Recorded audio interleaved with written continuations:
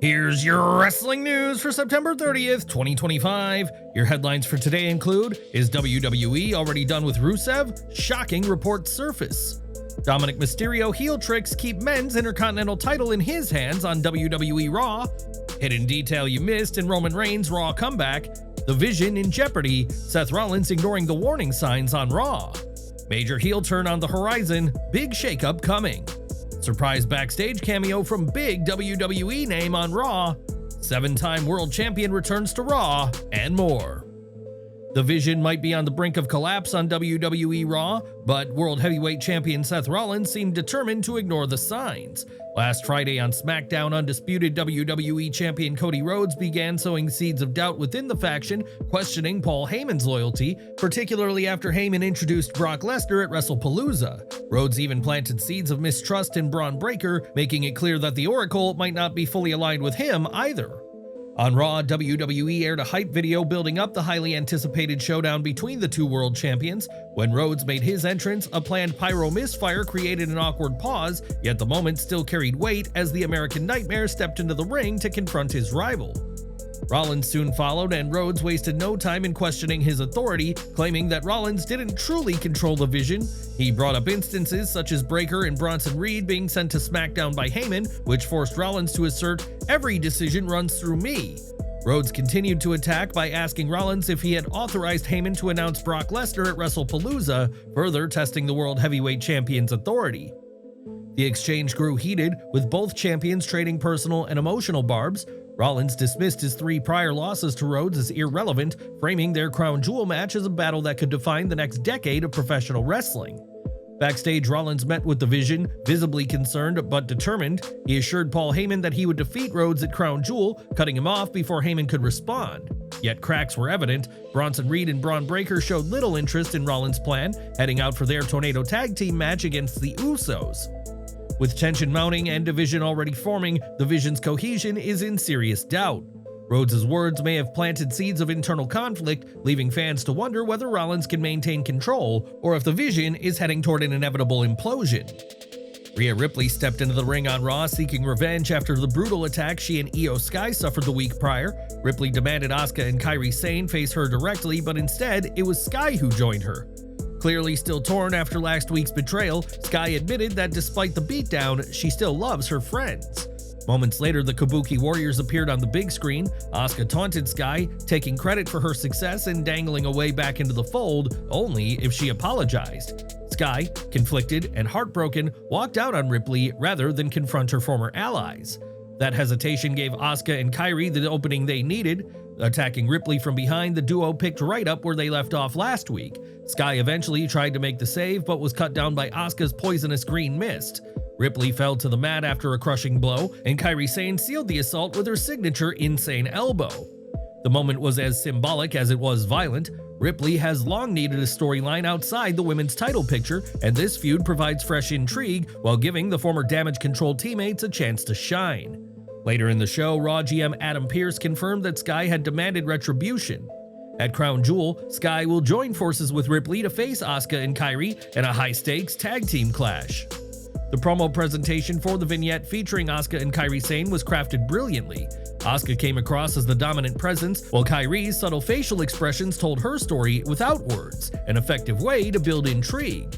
Later in the night, Kairi Sane was shown giving a picture of herself, Asuka, and Io Sky to Io, a symbolic gesture that this isn't over yet and that they can still remain a family. The emotional cue deepened the ongoing storyline and hinted at bigger implications for what's ahead. With a tag team match already on the horizon, the segment added fuel to speculation of a major twist. Could WWE be planting seeds for Io Sky to turn on Rhea Ripley in Australia? The visual of Asuka, Kairi, and Io standing over a fallen Rhea Ripley, on her birthday no less, would create a shocking and memorable ending. WWE may very well be building toward a moment that bold. Would you like to see Sky turn heel at Crown Jewel? Let us know in the comments below. Enjoying the video? A quick like goes a long way in helping us grow and deliver more wrestling news you care about. After weeks of sidestepping Rusev's challenge, Dirty Dominik Mysterio finally put his Intercontinental Championship on the line in Raw's opening match. At first, Dominik came to the ring with Judgment Day allies Finn Balor and JD McDonough, but in a surprising twist, they left before the bell rang. As expected, Dominik tried to escape whenever possible, but Rusev eventually caught him and slammed him into the commentary table to take control. Through the commercial break, Rusev dictated the pace until the champion managed to create some distance.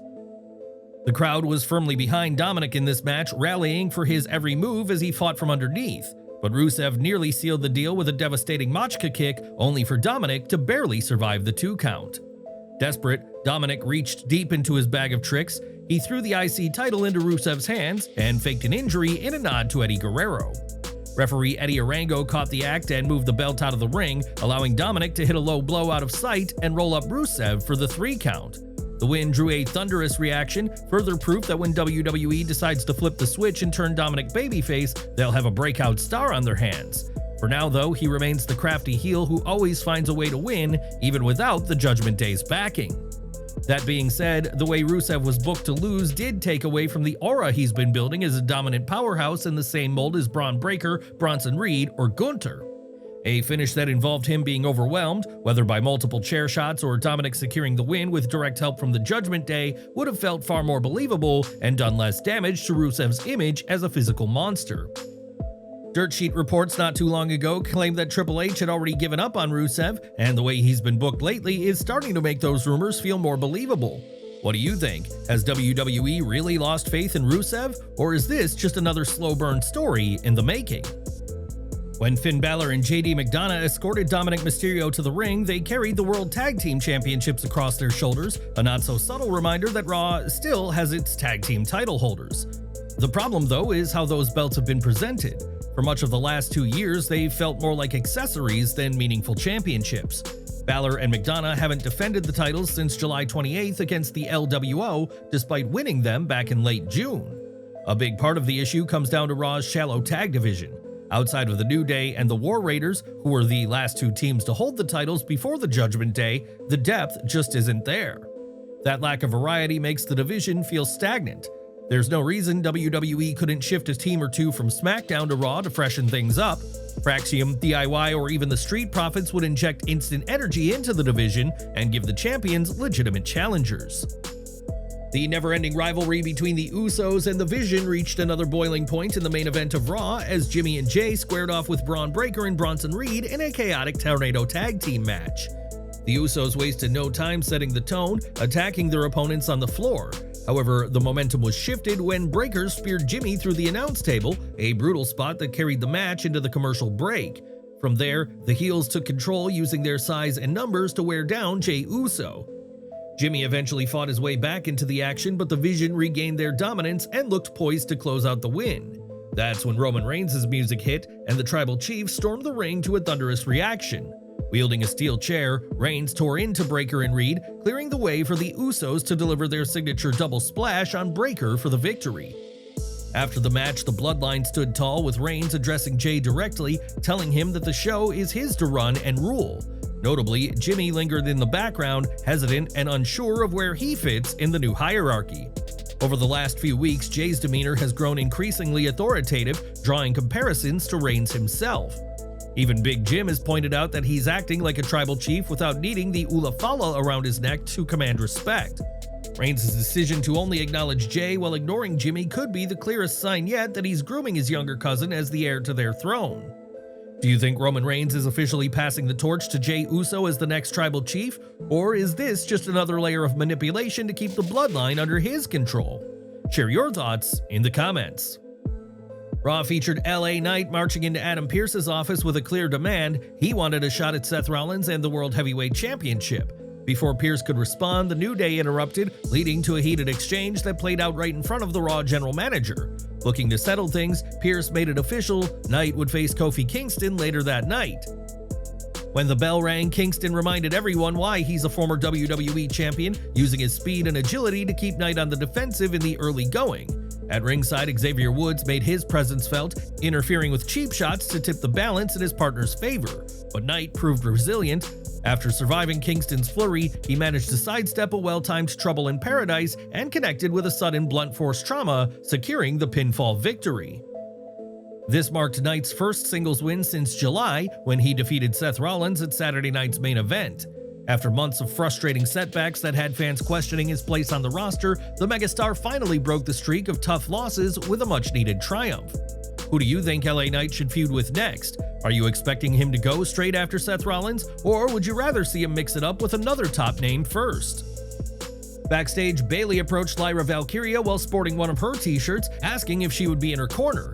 Lyra, however, had grown tired of Bayley's erratic behavior and what she called mind games, making it clear she wouldn't have her back tonight. Once in the arena, Bayley found herself struggling against Raquel Rodriguez, who used her size and power to dominate the early stretch. A risky attempt at a Hurricane Rana backfired badly when Rodriguez caught her and sent her crashing into the guardrail.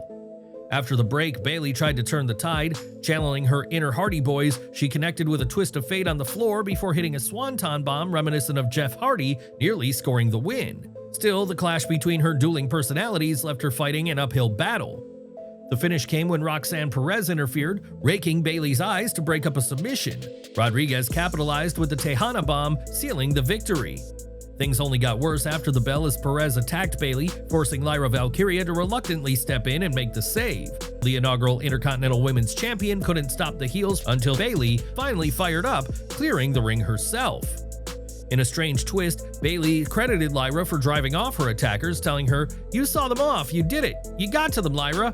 Yet only moments later, she tossed Lyra's t-shirt to the ground, a symbolic act that elevated the multiple personality storyline WWE is weaving around her. Backstage tonight, tensions flared when Becky Lynch crossed paths with Maxine Dupree. The exchange quickly escalated as Akira Tozawa got caught in the middle and ended up taking a punch from Becky. Lynch then turned her attention to Maxine, overpowering her in a heated brawl. The chaos has now set the stage for an official showdown next week, with Becky Lynch going one-on-one against Maxine Dupree. This week's Raw featured AJ Styles and Dragon Lee teaming up against the newest members of Los Americanos in tag team action. The duo, who have sporadically been carrying out the orders of El Grande Americano and Dominik Mysterio, were finally introduced as official members of the faction. WWE has given them names: Rayo, the red-clad recruit, and Bravo, the one in blue. Before the match, Styles delivered a fiery promo ahead of his upcoming clash with John Cena, once again leaning into a familiar line and telling fans that thanks to them, he gets to do his favorite thing, beat up John Cena. Dragon Lee also took the mic, expressing his respect for Styles and calling it an honor to team with him. Lee then shifted his focus to Dominik Mysterio, making it clear that his eyes remain locked on the AAA Mega Championship. Rayo and Bravo would ultimately suffer a defeat to AJ Styles and Dragon Lee in a creative finish that saw Lee directly set up the Styles clash for his partner, while taking out the rest of Los Americanos to ensure victory. Raw was packed with headline-worthy moments, but one subtle detail backstage caught the eye of attentive fans. After being blindsided and taken out by Asuka and Kairi Sane, cameras showed Io Sky receiving medical attention. The segment seemed straightforward at first, but eagle-eyed viewers spotted a surprise cameo. Among those tending to Sky was none other than NWA Women's Tag Team Champion Ella Envy. The 25-year-old standout who's been making steady waves across the independent scene appeared in a supporting role that WWE never acknowledged on commentary. Still, her presence didn't go unnoticed. Fans online quickly lit up social media, pointing out the cameo and sharing their reactions. For Envy, it was a small but meaningful moment, introducing her to a wider audience while she continues to build her name outside of WWE. For viewers, it was a fun Easter egg tucked into an otherwise serious segment, proof that sometimes the smallest details are what fans latch onto.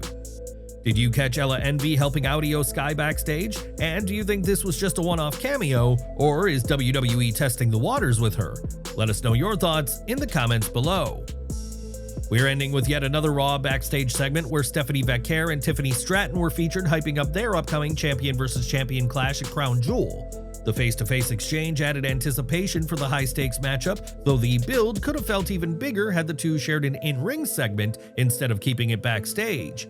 Also, WWE officially announced that CM Punk will make his return on next week's Raw.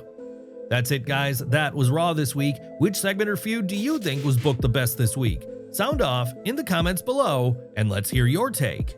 Don't miss our next video coming at 5:30 p.m. Eastern with all the latest wrestling updates. Smash that bell icon and select all notifications so you're always in the loop.